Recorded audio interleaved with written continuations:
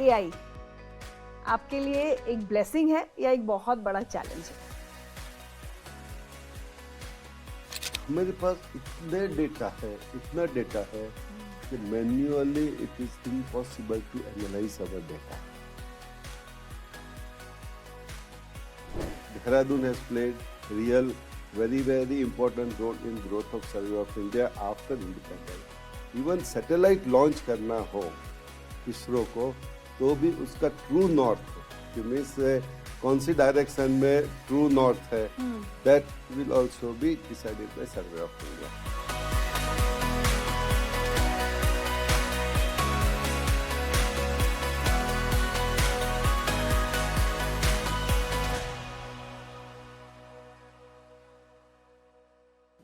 नमस्कार, मैं हूं रुचा अनिरुद्ध और स्वागत है आपका उत्तराखंड एट 25 में द टाइम्स ऑफ इंडिया की एक विशेष और सोची समझी प्रस्तुति. आज हम बात कर रहे हैं उन लोगों से जिन्होंने अपनी लीडरशिप से नए लक्ष्य तय किए और राज्य को नई दिशा में अग्रसर किया. पिछले 25 साल इस राज्य के लिए सिर्फ समय का एक पैमाना नहीं बल्कि बदलाव, निर्माण और उम्मीद का एक प्रतीक बन गए हैं. और ये सारी बातचीत उसी सफर पर नजर डाल रही है. तो चलिए शुरू करते हैं Uttarakhand at 25 the Times of India की एक विशेष प्रस्तुति. और अब मेरे साथ जुड़ रहे हैं श्री हितेश कुमार एस मकवाना जी, 1995 बैच के इंडियन एडमिनिस्ट्रेटिव सर्विस के अधिकारी जो इस समय सर्वे ऑफ इंडिया के सर्वेयर जनरल ऑफ इंडिया के पद पर नियुक्त हैं. सिविल इंजीनियरिंग और इकोनॉमिक्स में एकेडमिक बैकग्राउंड के साथ आपने इंडियन स्कूल ऑफ बिजनेस से advance management programme in public policy भी किया है. और 33 साल के अपने विशिष्ट सेवा काल में आपने देश के urban governance, disaster rehabilitation, border management और हाउसिंग सेक्टर्स में महत्वपूर्ण योगदान दिया है. तमिलनाडु में सुनामी रिहैबिलिटेशन प्रोजेक्ट के प्रोजेक्ट डायरेक्टर से लेकर मिनिस्ट्री ऑफ होम अफेयर्स में एडिशनल सेक्रेटरी तक आपकी लीडरशिप ने हमेशा ग्राउंड लेवल इम्पैक्ट और नेशनल विजन दोनों को साथ लेकर काम किया है. आइए आपसे जानते हैं उनके अनुभव का सार और किस तरह वो देश के भौगोलिक डेटा और इंफ्रास्ट्रक्चर को नए दौर में ले जा रहे हैं. हितेश जी, बहुत बहुत स्वागत है आपका उत्तराखंड एट 25. नमस्कार. हितेश जी, मैं सोच रही हूँ सबसे पहले तो सब आम लोगों को, सबको सिंपल शब्दों में हम समझा दें, सर्वे ऑफ इंडिया का काम क्या होता है? नमस्कार. मैंने यही सोचा था कि सर्वे ऑफ इंडिया के बारे में जब भी बात आती है तो लोग वही सोचते हैं कि ये बहुत टेक्निकल है, हमें पता नहीं चलता है कि सर्वे ऑफ इंडिया क्या कर रहा है, किस चीज का सर्वे कर रहा है, किस चीज का सर्वे कर. कई लोग तो ऐसा बोलते हैं कि आप सर्वे किस किस चीज का कर रहे हो, क्या आप वो स्वच्छता सर्वेक्षण भी कर रहे हो कि क्या. But nevertheless most important thing which I want to like to say, Survey of India आज हम इस भारत की नेशनल मैपिंग एजेंसी है. जो हिंदुस्तान में जो भी मैप्स बनते हैं, स्पेशली टोपोग्राफिक मैप्स, उसके बाद में political map, state boundaries map, ये सब काम सर्वे ऑफ इंडिया करते हैं. जो अभी रिमोट सेंसिंग से, जो अब जियो स्पेशल टेक्नोलॉजी से जो डेटा क्रिएट होता है, उसके अभी रिपोजिटरी का काम भी सर्वे ऑफ इंडिया करता है. तो मेन जो काम जो है, कोई भी जियोग्राफी के स्टूडेंट्स को आप पूछोगे कि सर्वे ऑफ इंडिया क्या है तो वो तुरंत बता देगा. कोई भी मिस मैथमेटिक्स के स्टूडेंट्स को भी पूछोगे कि सर्वे ऑफ इंडिया में उनका क्या रोल है, क्योंकि वो पूरा जो सर्वे है it is also dependent on the mathematics. Civil engineer को भी आप पूछोगे तो they will also be very easily they will make understand that के what is the survey of India. तो हमारा जो काम है वो देश की टोपोग्राफिक सर्वे करने का काम है, टोपोग्राफी के मैप्स बनाने का काम है. और मुझे नहीं पता कितने लोगों को पता होगा कि सर्वे ऑफ इंडिया का हेडक्वार्टर देहरादून में है. तो एक प्राउड लेगेसी है उत्तराखंड के पास ये, of being the headquarter. So how do you see Dehradun's role in shaping India's cartographic and geospatial history? जब 1767 में ब्रिटिश ईस्ट इंडिया कंपनी ने सर्वे ऑफ इंडिया का एस्टेब्लिशमेंट किया, and that was in Kolkata. वो बंगाल प्रेसिडेंसी में सर्वेयर की नियुक्ति की थी. उसके बाद में 1796 में बॉम्बे प्रेसिडेंसी में सर्वेयर वाज अपॉइंटेड।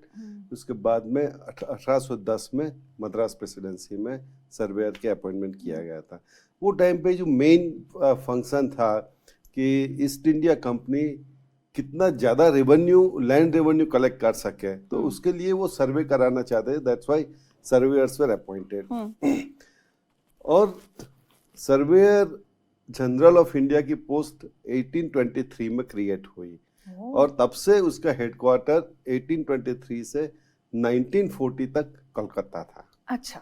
जब 1911 में ब्रिटिश इंडिया का कैपिटल दिल्ली बना, तब से वो बात चल रही थी कि कोलकाता से उसका मीन्स हेडक्वार्टर दिल्ली में किया जाए। तो 1940 में जब सेकेंड वर्ल्ड वॉर चल रहा था, वो टाइम पे सर्वे ऑफ इंडिया के हेडक्वार्टर दिल्ली में बनाया गया। बट दिल्ली में वो टाइम पे जो आर्काइवल की इश्यूज थे, मैप आर्काइवल के, तो ऐसा लगा कि मिस दिल्ली की आबोहवा जो उसका जो क्लाइमेट है वो मैप आर्काइवल के लिए सूटेबल नहीं है, तो इसलिए हमें दिल्ली से कहीं और जाना चाहिए। तो 1950 में उसका हेडक्वार्टर दिल्ली से शिफ्ट होकर मसूरी हुआ और मसूरी में देन हमें sufficient space was also not available and map archival के लिए बड़े बड़े बिल्डिंग्स बनाने थे, वेरियस एनवायरमेंटल रेगुलेशंस और हिल एरिया की वजह से वो नहीं हो पाया। तो एक साल में 1951 में सर्वे ऑफ इंडिया के हेडक्वार्टर देहरादून में बना। 1952 से हम लोगों का नाता देहरादून से एकदम अलग तरीके से शुरू हुआ। बट नॉट ओनली दैट, उससे पहले जो जियोडेटिक रेफरेंस फ्रेम कंट्री की जो बन रही है उसका हेडक्वार्टर भी देहरादून था। वो 1823 में वो हेडक्वार्टर देहरादून में एस्टेब्लिश किया गया था। तो जो हम जॉर्ज एवरेस्ट और उनकी बात करते हैं, तो जॉर्ज एवरेस्ट के seat was also in Dehradun. And वो अभी जो सर्वे चौक हम कह रहे हैं देहरादून में, वो सर्वे चौक पे जो GNRB ऑफिस है, तो that is the basic first Survey of India office was there in Survey Chowk. Okay. So, sir, how has the role of Survey of India evolved over the years from traditional map making to modern, geospatial services? सबसे पहले मैं ये बात कहना चाहता हूँ कि miss Dehradun का क्या रोल था सर्वे ऑफ इंडिया में।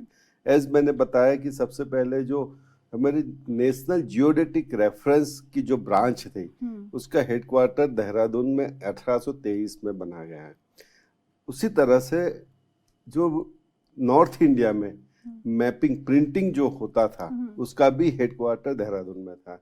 आपको जान के आश्चर्य होगा, हिंदुस्तान के भारत का जो कॉन्स्टिट्यूशन बना, उसकी कॉपी भी देहरादून में सर्वे ऑफ इंडिया के प्रिंटिंग प्रेस में छपी थी।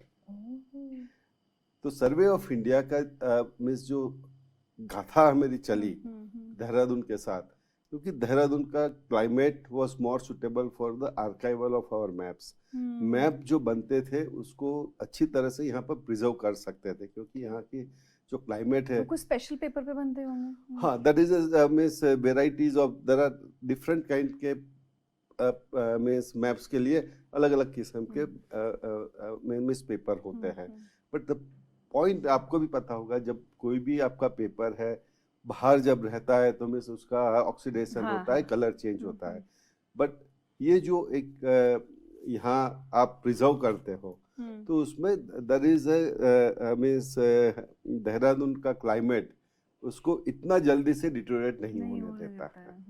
So that was one good means advantage of having in office in Dehradun.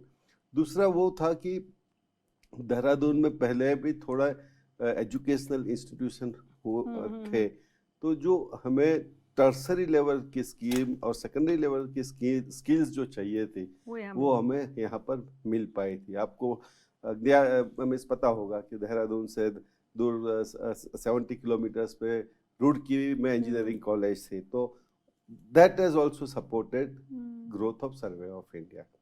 So this is what Dehradun has played real very important role in growth of Survey of India after independence.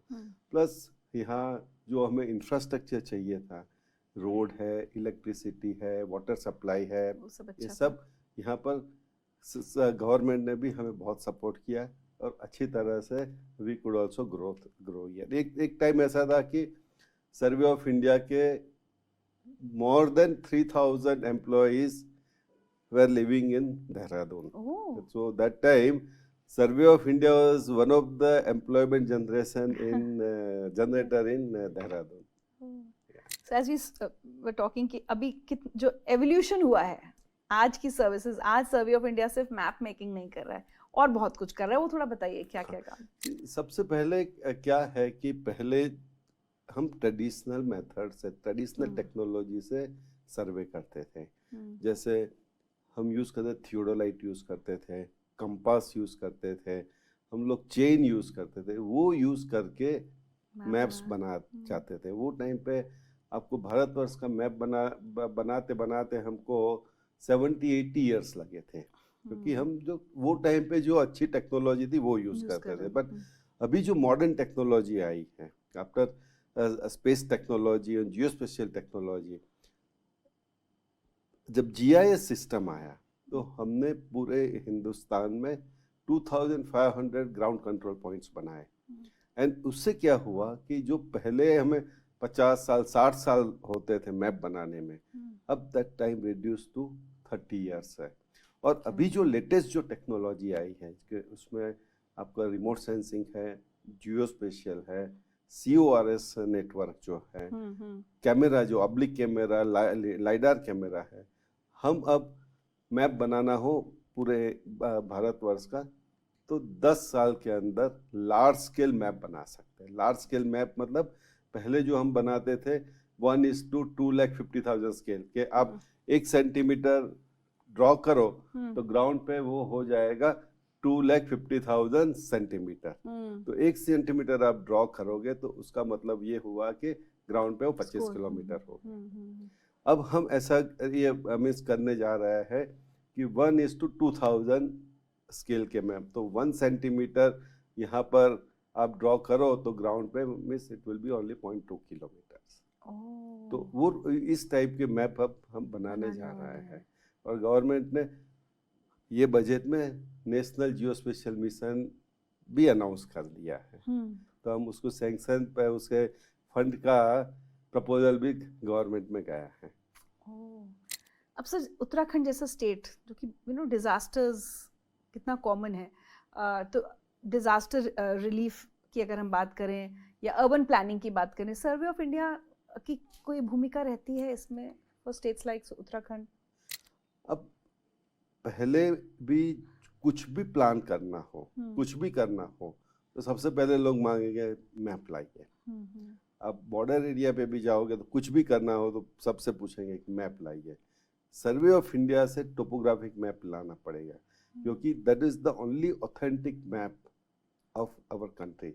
Survey of, आप कोई भी map ले लो, it will not be that authentic like a survey of India's map. आपको कोई road भी बनाना हो तो सबसे पहले कोई आके सर्वे करेगा, और उसका रेफरेंस जो पॉइंट है वो भी जो सर्वे ऑफ इंडिया के रेफरेंस पॉइंट्स है उसको मद्देनजर ही वो सर्वे कर पाएंगे।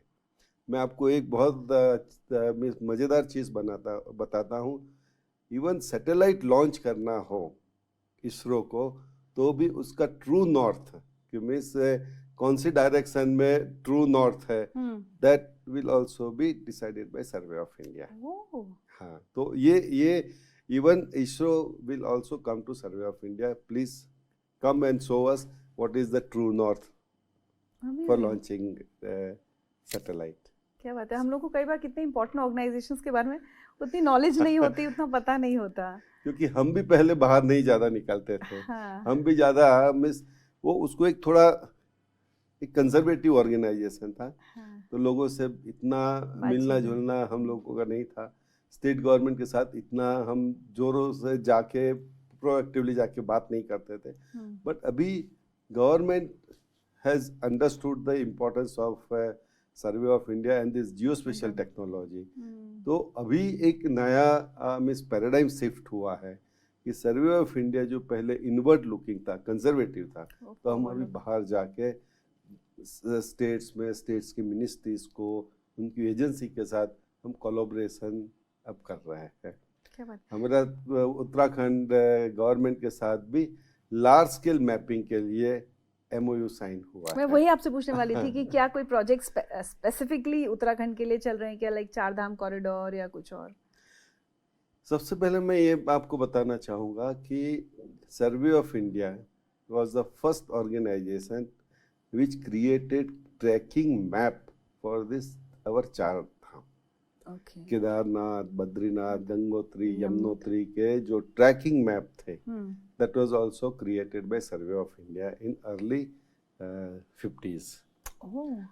उसके बाद में हमने जो गंगा का रिवर गंगा है उसके दोनों साइड पे 5 किलोमीटर के यूजिंग एयरक्राफ्ट हमने उसके डेटा तैयार किए हैं।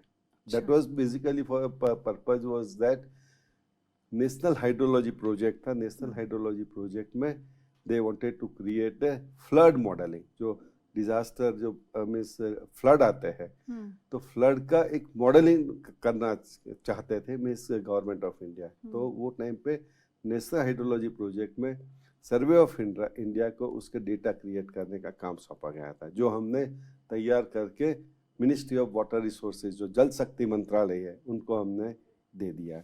इसी तरह से national mission for clean Ganga, जो गंगा स्वच्छता अभियान जो है उसमें भी वो 10 किलोमीटर दोनों मीन्स गंगा के रिवर के 10 किलोमीटर पे जो जो मीन्स रेसिडेंशियल वो है, इंडस्ट्रियल है, there are so many other activities, सबका पूरा हमने डेटा तैयार करके भारत सरकार को दिया है। एंड अभी जो गवर्नमेंट ने पॉलिसी अनाउंस की है नेशनल जियो स्पेशल मिशन, नेशनल जियो स्पेशल पॉलिसी में, कि जो भी डेटा पब्लिक फंड से तैयार हुआ है सर्वे ऑफ इंडिया का सब data any government agency can use it free of cost.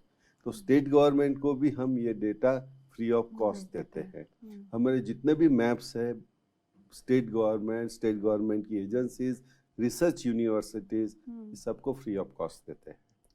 और हमने उत्तराखंड में अंडर स्वामित्व प्रोग्राम 7000 आबादी एरिया का ड्रोन सर्वे करके वहाँ पर रिकॉर्ड ऑफ राइट्स लोगों को स्टेट गवर्नमेंट ने दिया है। सो जो हम लैंड रिकॉर्ड्स मॉडर्नाइजेशन की बात करते हैं, Uttarakhand has also taken lead in this. अभी इसे ये जो स्वामित्व प्रोग्राम जो था वो रूरल आबादी एरिया के लिए था।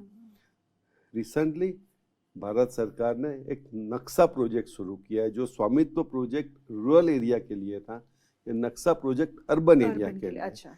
तो उसमें उत्तराखंड के 4 टाउन सिलेक्ट हुए हैं। तो उसमें भी अभी सर्वे ऑफ इंडिया उनके टेक्निकल पार्टनर है और वहाँ पर अभी ड्रोन उड़ाने का काम चल रहा है। तो 2 नरेंद्र नगर, अल्मोड़ा, वहाँ तो हमने काम कर भी लिया है। एक और जो टाउन है जहाँ पर ये वॉर की में इंडिया पाकिस्तान के इश्यू की वजह से अभी फ्लाइंग परमिशन विथहेल्ड करके रखी है, तो वहाँ पर भी हम काम करने जा रहे हैं। After success of this pilot project under नक्शा, that will be scaled up to all the urban local bodies. Urban area में हम वो काम करेंगे।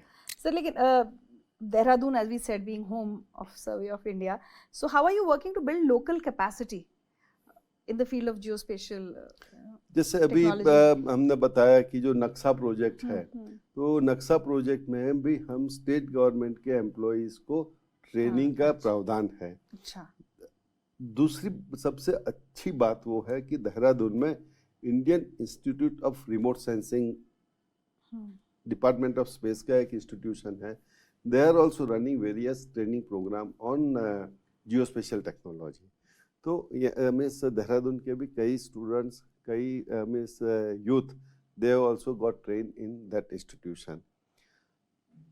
जैसे मिस मसूरी में Lal Bahadur Shastri academy of national administration है, तो पूरे देश के ऑफिसर्स को भी ट्रेनिंग जब सर्वे के बारे में दी जाती है तो सर्वे ऑफ इंडिया के हम लोग ही रिसोर्स पर्सन जाके वहाँ पर ट्रेनिंग देते हैं। अच्छा। तो और सबसे हमें क्योंकि अभी हम भी आउटवर्ड लुकिंग हो गए हैं, तो जो कैपेसिटी बिल्डिंग कमीशन है भारत सरकार का, वो कैपेसिटी बिल्डिंग कमीशन ने मेरा जो national institute of geo science and technology Hyderabad में उसको एक्रेडिटेशन दिया है। तो अब हम ट्रेनिंग स्टेट गवर्नमेंट के एम्प्लॉयज़ को भी देंगे और प्राइवेट पर्सन के लिए सर्वेयर सर्टिफिकेशन प्रोग्राम भी शुरू करने जा रहे हैं।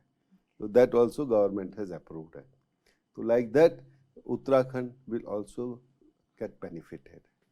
सर, आई एम श्योर आप लोग बहुत सब मॉडर्न टेक्नोलॉजी यूज़ करके यहाँ तक इतनी लंबी जर्नी ऐसे आसान नहीं रही होगी, बट एआई आपके लिए एक ब्लेसिंग है या एक बहुत बड़ा चैलेंज है? हमारे पास इतना डेटा है कि manually it is impossible to analyse our data. Okay. So AI will definitely going to boon for our data analytics work. And where is this data? How is this data saved? The data, we have our own storage facilities are there, and we have disaster recovery center is also there in Hyderabad. Okay. So one हमारा storage यहाँ पर देहरादून में है, it is called National Geospatial Directorate. तो वो जो भी data अभी तक हमने जियोस्पेशियल डेटा जो बना है, जो भी मैप्स बना है, उसका पूरा स्टोरेज डिजिटल फॉर्म में डिजिटल मैप। और हमारे मैप अभी जो है that is easily anyone can access on our portal, then they can download, they can take print out also. And AI हम इसलिए मिस क्योंकि there are so many things which humanly it is very time consuming and it's not possible also. So we are looking forward, means AI will definitely help us in doing lot of data analytics. And we are but what are the challenges that you see? Challenges, biggest challenge is I have to first build capacity among my own employees for usage of AI. So at present it is seriously lacking. So that means we are working on that. So once this National Geospatial Mission will be there, so in that we have huge component on Geo ICT infrastructure, which includes AI and machine learning also, and Internet of Things. Sir, AI के साथ क्या data का misuse होने का भी risk रहेगा? Do you have to? See, कोई भी नई चीज है, there will be definitely some possibilities of misuse, but we have to come up with various security measures. जब वो misuse भी होता है तो miss how, so that's what the human, though miss we are talking about AI, but simultaneously role of human will come to regulate the use of AI, and that work will be done by the human only. How to regulate the working of AI, क्या allow करना चाहिए, क्या allow नहीं होना चाहिए, जो misuse होता है तो उसके लिए क्या होना चाहिए. So that's what the work Miss Human has to do, and that is going to be a biggest challenge. तो उसके लिए हमको अपना स्किल डेवलपमेंट करना पड़ेगा. We have to train ourselves, to work with AI. चूंकि हमारे सारे डिस्कशंस हो रहे हैं around Uttarakhand celebrating 25 years. So what is your way forward? आपका आगे का vision probably for next 5 years, 10 years? Next 5 years means our vision is at present for whole country, and definitely means that will be beneficial to Uttarakhand because it's means we are stationed here. So whatever is going to happen outside, first means it is going to be done here. Uttarakhand के लिए हम अभी जो latest हमने एक exercise की, जैसे इसको बोलते हैं CORS, continuously operating reference station. कोई भी आप ये जगह का भी व्हाट इज लेट लॉन्ग, वो हम CORS टेक्नोलॉजी से हमारा रोवर यहाँ यूज करके बता सकते हैं कि यहाँ पर हम 36 डिग्री नॉर्थ और 25 डिग्री वेस्ट में हम बैठे हैं. अच्छा. और क्या हाइट है वो हम आपको इजीली बता सकते हैं. तो वो पहले सर्वे ऑफ इंडिया ने इंस्टॉल किया. जब हमने यहाँ पर रिसर्च किया तो पता चला कि there so many other institutions, they have also installed this stand alone CORS station. अभी हम ये सब का इंटीग्रेशन कर रहे हैं. जैसे वो इंटीग्रेट होगा तो जो लोकेशनल एक्यूरेसी जो है वो यहाँ पर हमें और अच्छी मिलेगी। दूसरा कि जैसे जो सीमट में सब लैंड सब्सिडेंस होता है, CORS की वजह से हम real time land subsidence monitor कर सकते हैं। अच्छा। हम मीन्स नियरली रियल टाइम पे लैंडस्लाइड प्रेडिक्ट कर सकते हैं। हम प्रेडिक्ट कर सकते हैं। और भी सारे जो डिजास्टर्स हैं, नेचुरल डिजास्टर्स, उनका भी प्रेडिक्शन हो So, सकता है। as I told that means our geospatial, because we provide the digital elevation model. Digital elevation model means the height of the each and every place. तो वो elevation model use करके जो flood prediction है कि इतना quantity का rain होगा, इतना क्वांटिटी मीन्स इतना मिलीमीटर रेन होगा, तो कौन कौन से एरिया फ्लडिंग होने के चांसेस है, कितने में नहीं है, कौन से लो लाइंग एरिया भर जाएंगे, that all this things are possible. And same thing, though same data can be use for the urban planning also. कैसे अर्बन प्लानिंग में यूज होगा कि आपको पता ही है कि सिटी में बहुत वाटर लॉगिंग होता है नाउअडेज, तो ये जो डेटा की मदद से हम ये प्रिडिक्ट कर सकते हैं कि ये एरिया में वाटर लॉगिंग ज़्यादा हो सकता है, ये एरिया में वाटर लॉगिंग कम हो सकता है, यहाँ पर वाटर लॉगिंग कम मिस नहीं हो सकता है। तो नॉर्मली वेस्टर्न कंट्रीज और सम कंट्रीज में जहाँ पर वाटर लॉगिंग की पॉसिबिलिटी ज़्यादा है, वो नॉर्मली उसको park, play field, open space रखते हैं। जहाँ पर थोड़ा और मिस वाटर लॉगिंग की पॉसिबिलिटीज होती है, तो वहाँ पर कहते हैं कि मिस यहाँ पर आप प्लिंथ लेवल पे घर मत बनाइए, बट आप मेज़ानाइन लेवल पे घर बनाए, तो नीचे you can use that for the parking and some other purpose. And यहाँ पर एकदम प्लेन जो है, जहाँ पर वाटर लॉगिंग की कोई मिस उम्मीद नहीं, वहाँ पर आप प्लिंथ लेवल पे घर बनाइए, तो this that area can become your residential area. जहाँ पर ज़्यादा वाटर लॉगिंग है, वो एरिया को आप park, play field, urban forest वो कर सकते हैं। और जहाँ पर मीन्स कम वाटर लॉगिंग की ये होता है, वहाँ पर आप हाइट पे घर, वहाँ पर आप FSI ज़्यादा दीजिए। सो अर्बन प्लानिंग में कितना इम्पोर्टेंट रोल इसका हो सकता है ना? That's what means because as I had means varied experience of different field, because before coming to survey of India, I was Additional Secretary Disaster Management in Government of India. Before coming to Government of India in my state, I was Principal Secretary Housing and Urban Development. So you integrated all the knowledge. उससे पहले means I was in National Mission for Clean Ganga. So that also means that's why means when I was there, that time only this project with Survey of India was conceptualized. Okay. And prior to that, I was Joint Secretary Border Management. So border में भी जो हम सर्वे कर रहे हैं, उसमें सर्वे of India का role बहुत फिनोमिनल है।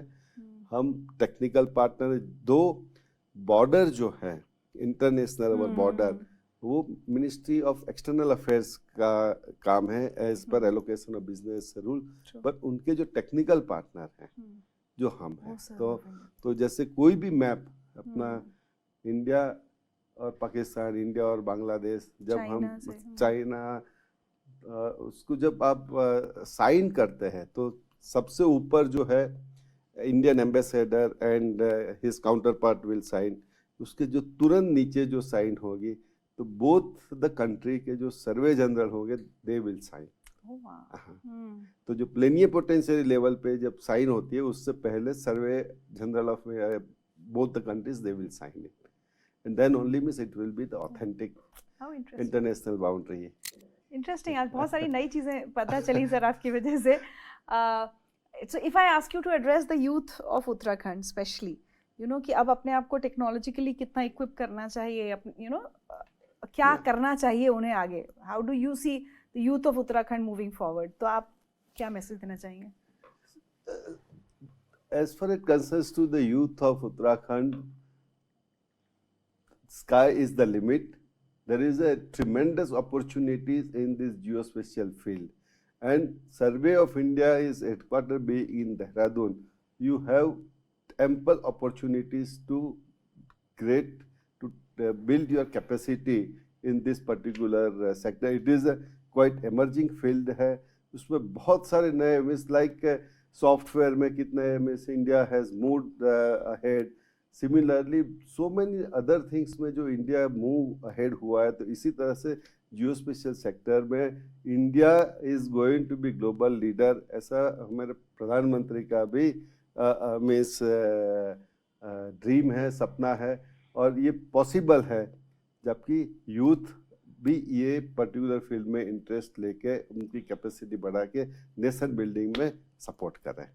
Thank you so much Makwana ji for joining us at Uttarakhand It's my at 25। pleasure. Yeah, thank you so it's much my and इतना pleasure. अमेजिंग इन्फॉर्मेशन आज आपने शेयर की है। Thank you so much It's for my that. pleasure. Yeah.